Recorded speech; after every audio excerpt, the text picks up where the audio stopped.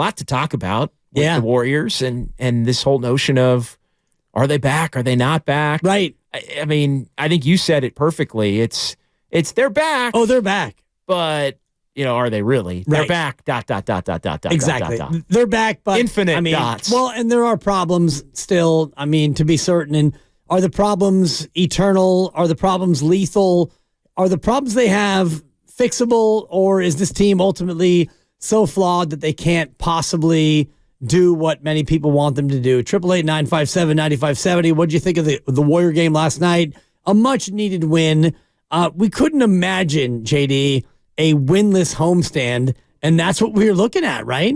Yeah, it really hard to imagine, given the way that this team had played last year, the 33-8, and there was just such optimism coming off of the 5-2 on the road to begin the year with 7 of 9 away from Chase, and people were just excited that the Warriors were going to take that and basically back it up with a similar level of play and winning on the home floor, and that this was going to be maybe a start similar to a couple of years ago when they ended up 18-2 and built enough of a cushion to really carry themselves throughout the entire season. So for that to, for them to give it all back and then some to the point where they're still a game under 500, I think it's frustrating, but sometimes you get a win and the only value in it is that it's better than the alternative. Right. And I kind of felt like how that was the game last night. It was great to see Klay Thompson hit shots. Steph did his thing.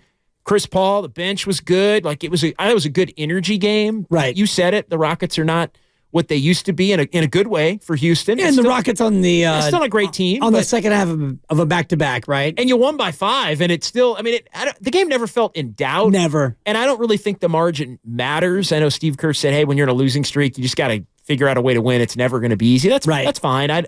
Style points to me don't matter. It's just last night was one of those nights where even though they won, I thought, man, it is going to be really hard for them to win over and over and over and over and over and over at the level they're going to have to if they want to be the team they think they are, which is top 4 in the West with a chance to contend. And is that because of the personnel they have or the fact that every other team seems to have gotten younger and better than the Warriors have? Look, they have said they feel pretty good about where they're at given the circumstances, and what are they going to say? I mean, I'll take them at that word, but what are they going to say? To me, as I look at the standings, though, it's not so much like they're right on par with the Phoenixes and the Lakers of the world, right? The other veteran-laden teams that haven't had everything go right, plus or minus 1 or 2 to 500 either way, and that's pretty much where both of those teams have been, the Lakers and Suns, early part of the year. But it's not about those teams. It's the Minnesotas and the OKCs and, even the Sacramentos who had gotten hot before they got beat last night, in addition to Denver, in addition to Dallas, who thinks they're better than they were a year ago. So it's those teams that are making the early jump that would concern me. Again, not that you can't win against any of those teams in the playoffs, but I think we're already, unfortunately, heading down this path of the Warriors are going to be fighting like hell to avoid the play-in tournament again. And I just think that was not a position that they believed they were going to wind up being in. Only 4 games out of first right now in the West. And, this I think is where the West is going to be all year, where you've got, Minnesota and Denver and OKC separated by a half game. And then the group in the play-in scenario right now, they're separated by 1 game. So the Warriors are a game and a half back of the Lakers, who are the 6th seed. So I do think it's going to be a tightly packed Western Conference, but maybe that means these games that you play against other Western foes matter more. What did you think last night? 888-957-9570. Where are the Warriors in your opinion? They ended a dreadful 6-game losing streak, the longest in the Steve Kerr era, other than the 15-50 season, JD. And I throw that one out in terms of like longest streaks and whatnot. Yeah, I'm stunned that it got to the point that it did. Right. To be honest, I mean, and this thing really had the potential. I thought for a loss in November, the game against Oklahoma City was about as bad as it could get because you had up 18. Yeah, you're up 18. Steph's back. Wiggins is doing his thing, and that felt like it would have stabilized everything. So to me, you can explain away Cleveland's a tough matchup. Very. Minnesota is a tough matchup in their own right, although you really wish you could have won the game where you were shorthanded when you actually played well and Podziemski went off and all of that. Right, but you lost, Draymond and Klay, and you had no Steph. And then you had no Steph. And so I think as time goes on, if you're not going to have those players, it's going to be tough to get any win. So I think you could explain some of that, but that's the one you got to get, is the Oklahoma City one up 18 with Steph back. No doubt. And Wiggins having a breakout game where it looks like 2022 playoff Wiggs. So when you don't get that one, to me, it's like, this could be really bad. And it really, to me, set the tone for you can't take a whole lot of – when you lose Saturday, to me, you automatically can't take a lot of positives out of winning Monday. You have to win Monday. Right. But like you have to go play the game and win it. And they played well last night, and you give them credit for that. But when you lose the game Saturday and you're still under 500 and you went 1-5 on the homestand overall, as stunning as it was to me, because we're talking the 15-50 season. I mean, the last time they had done the home streak, the only time streak, Steve had ever lost is 6 games in a row was in the middle of when they were like 12-40. Right? It's incredible.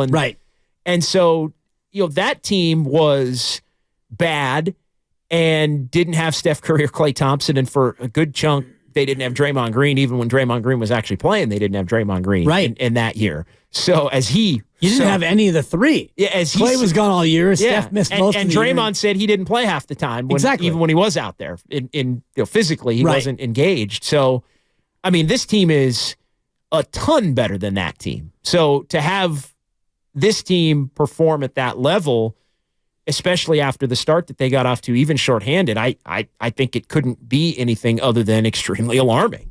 Yeah, and especially when you look at last night and you look at Şengün, the big man who went for 30 and 13, and I know he's a good young player and he's got a lot of upside in this league, but it's just another big man who was able to come in and really have his way. And late in that game, JD, the only reason why it got close is because Şengün was unguardable. He got everything he wanted in the fourth quarter. So any Warrior empty trip was met by a Houston bucket.